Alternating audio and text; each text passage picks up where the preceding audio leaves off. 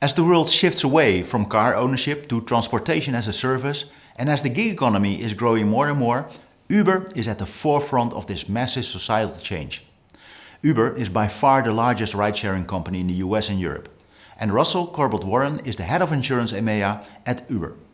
Russell is passionate about creating a future where millions of gig workers enjoy secure and independent work. He is convinced that platforms and insurers should partner together to make this a reality. He is therefore building new strategic partnerships with established insurers as well as with insurtechs who can match the pace of Uber. In our view, Russell is one of the few people with a true vision on insurance and the platform economy. Next on stage, Russell Corbett-Warren.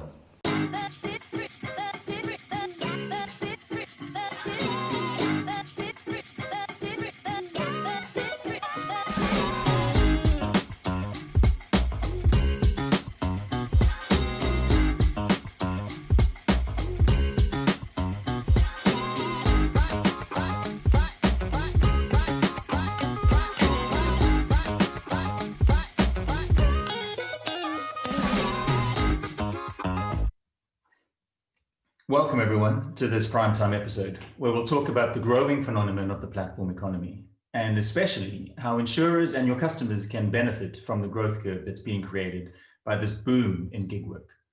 First, let's set the scene on platform work.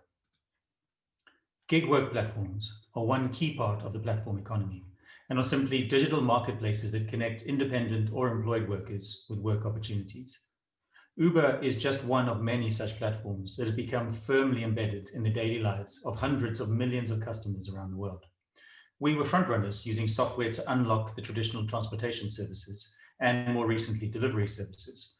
And in doing so, we've been a catalyst for a new wave of what it means to be employed. At Uber alone, over 3 million people used the Uber platform in 2019 to find flexible work opportunities. Platform work has been rapidly growing, 43% year on year, but from a very small base, and it currently represents only a minority of all gig work. In Europe, an estimated 11% of the adult population have used a platform of some sort for providing labor or work services and as an additional source of income. About 1.4% only use platforms as their main form of work. That statistic, though, is significantly impacted by the age of the population, as platform workers are generally younger than the traditional workforce. And a recent study shows that 48% of millennials have used gig economy platforms to find work or engage in business with their customers. Platforms have been radically redefining the way we work, the old relationship between employer and employee, how we collaborate and how we innovate. The COVID pandemic has accelerated that growth and the speed of change. And one of the industries that's been transformed almost overnight is the world of delivery. In our last investor earnings call, we highlighted that our delivery business has enjoyed 145% or nearly a $5 billion year-on-year growth as we adapted to and harnessed the changes that we're all having to make in our lives in response to this pandemic. So the question is, how can insurers benefit from this change? I'm going to outline 3 particular topics. First, to start with the gig earner's needs. Second, to embrace uncertainty and do it quickly. And finally, to partner with platforms.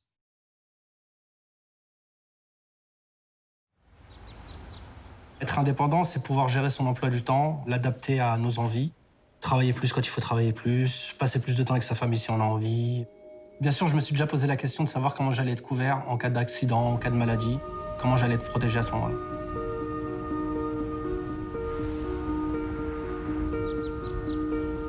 Ça fait 3 ans que je travaille avec Uber. Ces dernières années, tout se passait bien. Et puis en mars 2020, je me réveille un matin, fatigué, tout, mal de tête. Je commence à paniquer en fait. J'appelle mon médecin, je lui décris mes symptômes. Il me dit que c'est le Covid. Là, c'est 21 jours d'arrêt, d'isolement. C'est le coup de massue. Être à l'arrêt pendant 21 jours quand on est indépendant, c'est très compliqué. Il y a toujours des factures qui arrivent. Si on ne règle pas, ça s'accumule en fait. J'ai entendu parler de la protection partenaire. C'est une couverture AXA à laquelle j'ai droit gratuitement en conduisant avec Uber. J'ai rempli une déclaration sur le site d'AXA. Par la suite, ils m'ont recontacté. Ça a pris quelques jours pour avoir une compensation financière. C'est bien d'être indépendant, mais avoir une protection comme celle-ci, c'est essentiel. Le fait d'avoir traversé cette épreuve, ça m'a ouvert les yeux sur pas mal de choses. J'ai envie de consacrer encore plus de temps à ma famille, à mes proches et à moi-même aussi.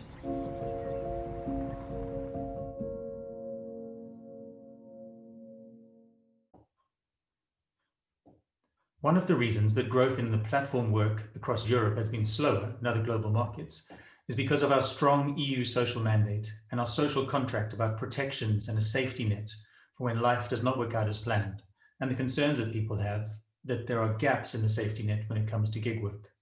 At Uber, we recognize this challenge, and in 2018, we launched a groundbreaking insurance program across 250,000 independent drivers and couriers across 22 markets in Europe in one go. What you saw in this video is the results of that for one of the drivers who, when COVID struck, was able to have some of his income protected and paid out through the program we have with AXA. We're at the edge of a perfect storm that will reset the balance of concerns with potential gaps in the safety net, with the need for increased work opportunities. Right now, there's a major increase in young, unemployed workforce, and there's been mass adoption of work from home.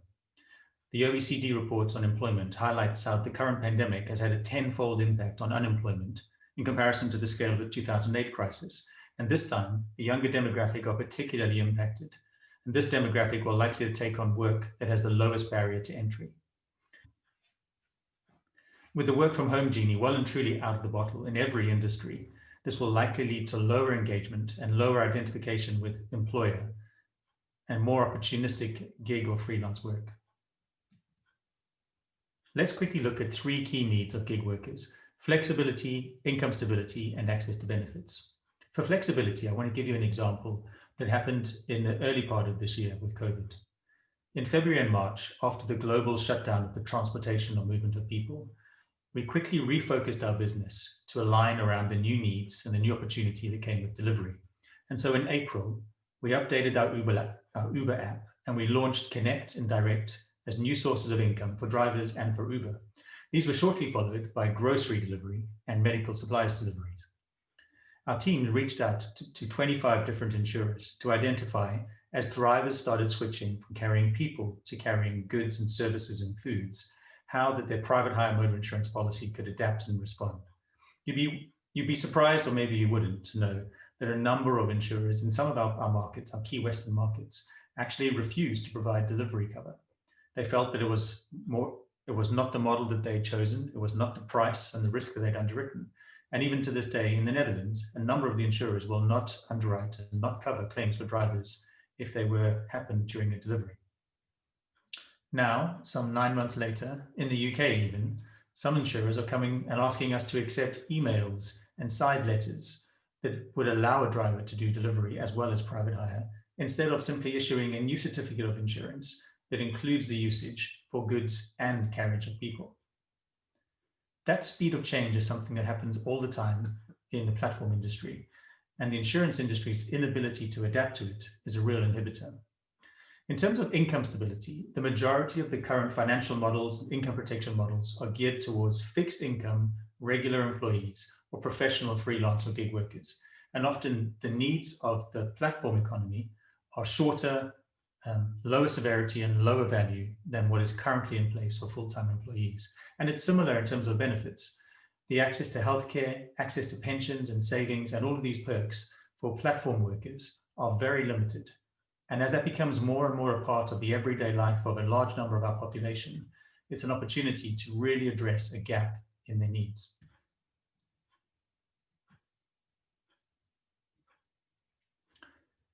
Exactly what those changes will be that will really meet the gig earners' needs tomorrow as well as today is very much an uncertainty, and the changes needed for insurance companies to be able to respond are also uncertain. Hence, for me, the second point about embracing the uncertainty and doing it quickly is a fundamental piece of the puzzle. Insurance companies have a structural disadvantage versus tech platforms and the players who are leading this disruption. We're optimized for completely different things. And okay, perhaps built for boredom is a step too far and not accurate, and maybe optimized for predictability would be more appropriate. And to be honest, with the shareholder capital and the long tail exposures on the line, that's understandable and the right thing to do. What I would say though is that with all of the robust controls, checkpoints, and the inertia that's deeply rooted in the insurance industry, you should have way more concern about being left behind than fear of changes. And the hard truth is that the insurance industry has spent billions digitizing existing core business models rather than transforming and creating new ones. On the plus side, COVID has begun to show and transform companies' ability to change. During the April quarterly earnings call for Microsoft, the CEO Satya Nadella said, "We've seen 2 years worth of digital transformation in 2 months. Things that were previously impossible have been accomplished in months, if not in weeks." And 2 specific ways that I would recommend are focused on to embrace this uncertainty are firstly, to make space for short-term experiments. Predictable models that your actuaries want and that your underwriters are happy with and that stand exactly written out clearly in the underwriting guides and the product specifications that you have for multi-year annual policies, these things are long-term bets and very inflexible. And the way to create some ability to change is to create some space for people to experiment. Shorter investments, fail fast, as they say, or succeed really quickly and then scale up and grow. But you need to lean in and give people the freedom to experiment a little in ways that will not have such volatility that it burns the bottom line. Secondly, you should look for people inside and outside your organization who are your innovators and your collaborators, people who will think differently from yourselves, with startups or others, similar groups who have different instincts to your own. Investing and leaning into these 2 changes in your mindset will really help understand the needs of the platform economy and the platform workers, and also find opportunities to look for new partnerships with the platforms themselves.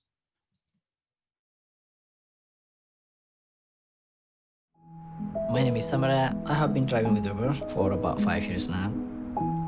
Being a father of Serena at the moment, I love the freedom and flexibility that gives to me. When I found out my wife was pregnant, I was very happy. I thought I would take time off, but I was also a little worried about the financial side of it. The great thing is Uber, they have this paternity insurance. I went through the claim process and then the insurance company paid me directly. It was a great relief to me. This enables me to stay at home without worrying and enjoy the new addition in the family. Soon you're gonna have 2 teenagers and then a little child in the house. I'm proud of myself. Family comes first in my life. I'm grateful to have that kind of support.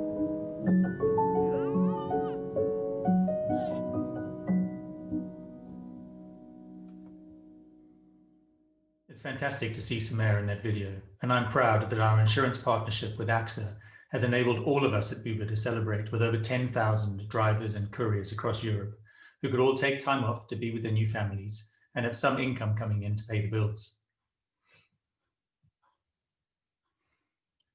Partnering with platforms is the final part of this presentation, and working together in partnership, both public and private, we can achieve some amazing things. One focus for those partnerships is to create the legal and the proposition space that will enable platforms to compete on protections and benefits.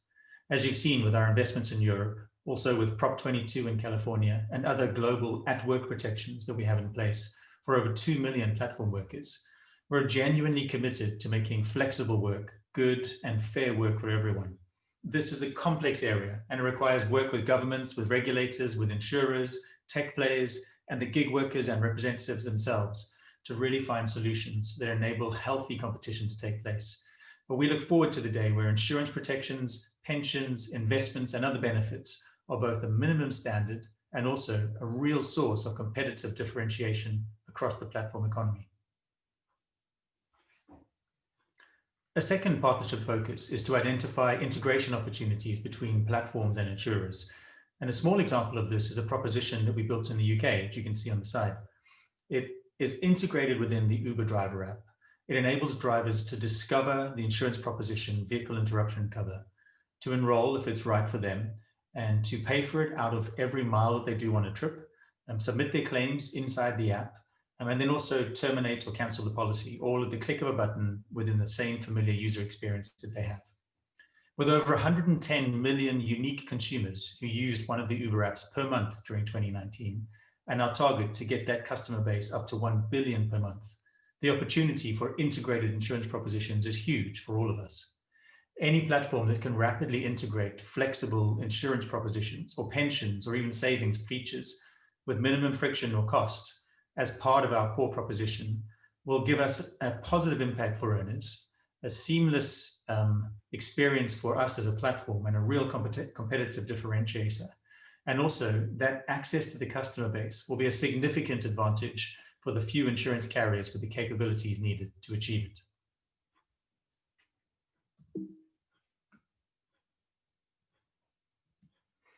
So to conclude, we've been talking about the future of work for the past 5 or 6 years, while seeing the employment norms change all around us. And the adaptations that we've all made during COVID-19 have set us on a path of really accelerated change in the way we work and have brought that distant future of work right here and right now. There's both a need and an obligation for us to make sure the protections that every individual deserves are fully in place for all forms of work. And if insurers lean in and embrace some uncertainty, the opportunity to benefit from this future of work is huge. Thank you for watching. I hope you enjoyed it. See you next time. Goodbye. Tonight, I'll be eating a veggie cheeseburger on ciabatta. No tomatoes. Tonight, I'll be eating 4 cheese tortellini with extra tomatoes. So it's come to this. Thank you. Bravo. Careful, Hamill. Daddy's not here to save you. Oh, I am my daddy. Wait, what? Tonight, I'll be eating roasted cauliflower tacos with spicy chipotle sauce. Thank you. Oh! I wasn't ready! You want cheese to go with that wine? Tonight, I'll be eating chicken tikka masala with garlic naan. Cheers. I win again. Patrick. That's Sir Patrick. Ooh, sir.